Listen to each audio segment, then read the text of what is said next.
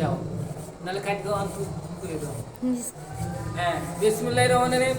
আমার বাড়ি ফরিদপুর এবং ভাঙ্গা। আমাদের এই যে দক্ষিণ অঞ্চলের হাতের সিমাই করা পিঠা, এটা আমাদের ফরিদপুর অঞ্চল বরিশাল অঞ্চলের জন্য ভীষণ জনপ্রিয় এবং খুব সুস্বাদু।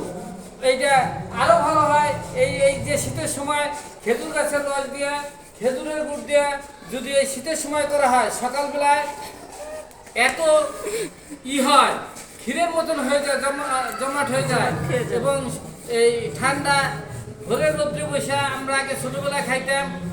আজকে এই যে আমার আপা নিজে এই যে হাতে করে বানাইতেছে। এখন এই প্রচলনটা এই শহর কেন্দ্রিক হইয়া গ্রামেও রস নেই, অরিজিনাল খেজুর নাই, তাই গ্রামও উঠে গেছে। এখন আমাদের এই শহরে তো নাই, এখন কি শহরে মেশিনে কি বানায় এই চিকন চিকন, তা কোনো স্বাদ নাই, কোনো নাই। এই যে যে অরিজিনাল যে আমরা এই ছোটবেলায় দেখতে পারো 50-60 বছর আগে মা চাচি দাদি ভাই বউরা এই সিমাই বানাইয়া মেহমানদের নতুন জামাই আত্মীয় স্বজন দাওয়াত দিয়ে খাওয়াইতো, গীত গাইতো, সে অন্যরকম একটা গ্রামীণ পরিবেশ ছিল।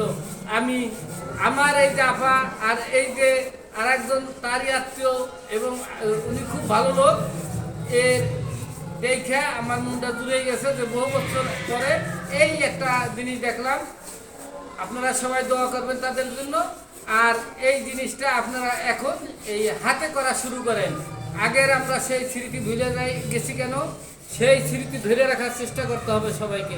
ধন্যবাদ দেশবাসীকে, ধন্যবাদ মানব জাতিকে।